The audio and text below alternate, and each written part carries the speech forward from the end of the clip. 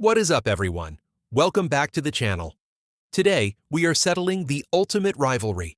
It's the Coke versus Pepsi, the Lakers versus Celtics of the car world, Camry versus Accord. For 2026, the stakes have never been higher. Toyota has gone all in on hybrid power, while Honda has doubled down on tech and interior polish. Both of these cars have just received massive updates, and if you're standing in a dealership lot trying to choose between them, you are probably tearing your hair out.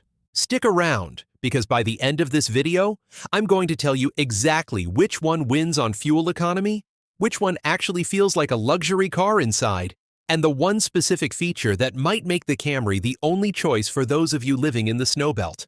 Let's dive in. All right, before we break down the numbers, let's see how well you know these two legends. One of these cars is a one-trick pony when it comes to its powertrain, while the other gives you a choice. But only one of them offers all-wheel drive. Do you know which car is hybrid only for 2026?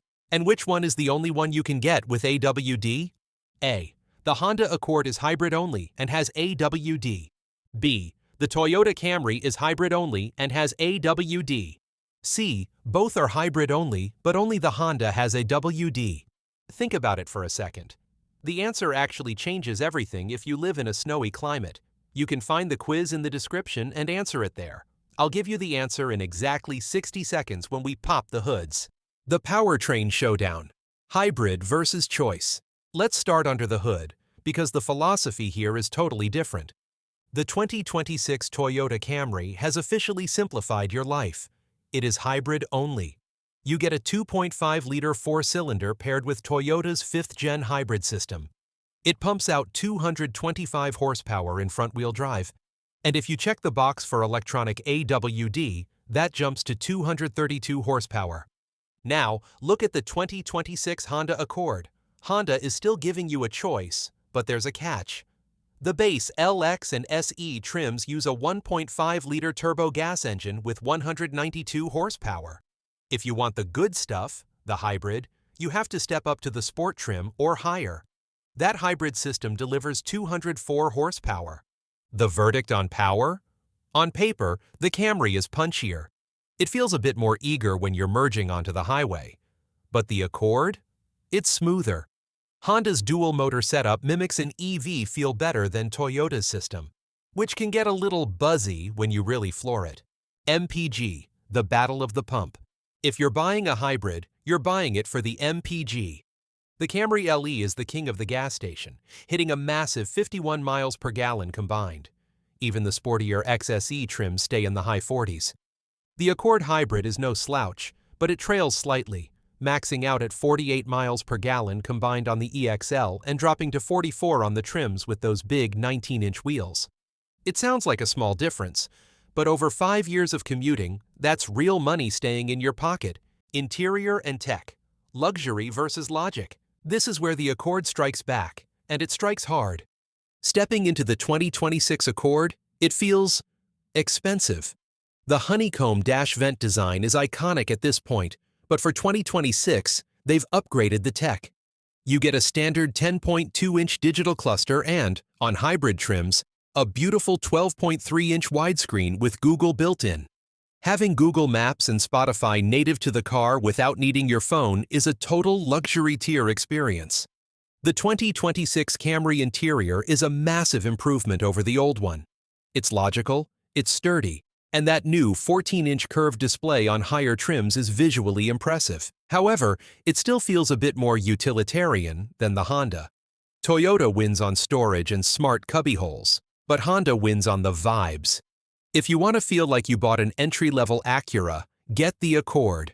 Now, if one of these is really speaking to you and you want to see a deep dive on just that car, I've got you covered. I've actually done a full review on both the Camry and the Accord separately. I go way deeper into both cars. You can click the info card right here in the corner or check the links in the top comment to watch those next. But for now, let's get back to the head-to-head battle. The deal-breaker features. There are two things that might end this debate for you instantly. AWD. If you live where it snows, the Camry is the winner.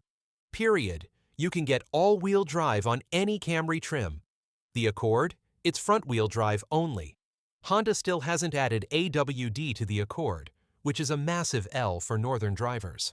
Cargo space. If you're a Costco addict, the Accord has the bigger trunk, 16.7 cubic feet versus the Camry's 15.1. It doesn't sound like much, but it's the difference between fitting that last suitcase or leaving it on the curb. Pricing and value. Let's talk brass tacks. The Camry LE Hybrid starts around $29,100. Remember, that's for a hybrid.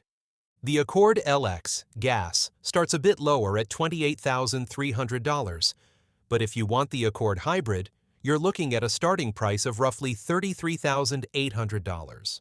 That is a huge gap.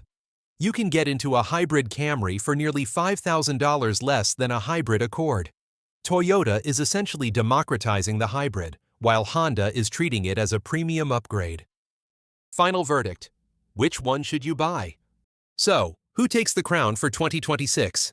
Buy the Toyota Camry if you want the best possible miles per gallon, you need all-wheel drive, or you want the most hybrid for the least amount of money.